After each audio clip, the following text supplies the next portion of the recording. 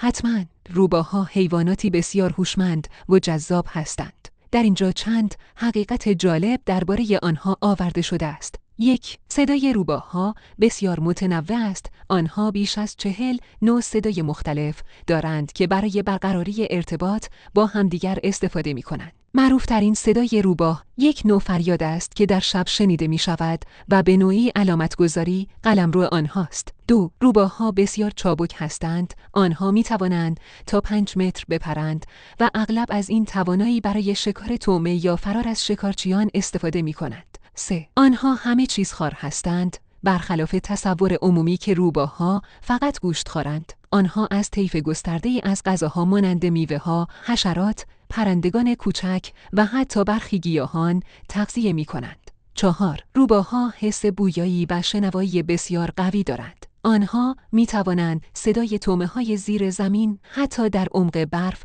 را بشنوند. این ویژگی به آنها کمک می کند تا در هر شرایطی غذای خود را پیدا کند. 5. حضور روباها در فرهنگ‌ها و افسانه‌ها بسیار پررنگ است. در فرهنگ ژاپنی، روباها کیتسون نماد هوش و فریبکاری هستند و حتی به عنوان نگهبانان معابد شینتو شناخته می‌شوند. در بسیاری از داستان‌ها و افسانه‌های دیگر هم روباها با حیله‌گری و ذکاوت به تصویر کشیده شده‌اند. 6. روباها حیوانات اجتماعی هستند، اما برخلاف گرگ‌ها به شکل گروهی زندگی نمی‌کنند. آنها معمولاً زندگی انفرادی دارند، ولی در مواقعی که طعمه و منابع زیاد باشد، به صورت موقت گروهی می‌شوند. 7. روباهای قطبی برای سازگاری با سرماخز ضخیم و پاهای پشمالو دارند. خز ضخیم آنها کمک می‌کند تا در سرمای شدید قطب شمال زنده بماند. 8. روباها دم خود را برای تعادل و گرم ماندن استفاده می‌کنند. دم آنها کمک می‌کند در حین دویدن سریع تعادل خود را حفظ کنند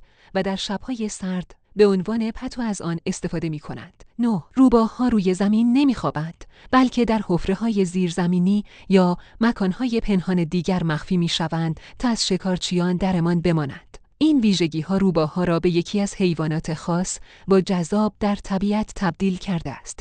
حتما دایناسورها موجوداتی شگفت‌انگیز و پر رمز و راز بودند که تا به امروز علاقه‌مندان زیادی دارند. در اینجا چند حقیقت جالب درباره دایناسورها آورده شده است. 1. دایناسورها برای بیش از 165 میلیون سال بر زمین حکمرانی کردند، از دوره تریاس حدود 230 میلیون سال پیش تا پایان دوره کرتاس 66 میلیون سال پیش که به علت برخورد یک شهابسنگ بزرگ بیشتر گونه‌های آنها منقرض شدند. 2. بزرگترین دایناسورها مانند آرژانتینوس بیش از 30 متر طول و 70 تن وزن داشتند، تقریباً به اندازه یک هواپیمای بوئینگ 737. 3. بیشتر دایناسورها تخم‌گذار بودند. باستانشناسان تاکنون تخم‌های زیادی از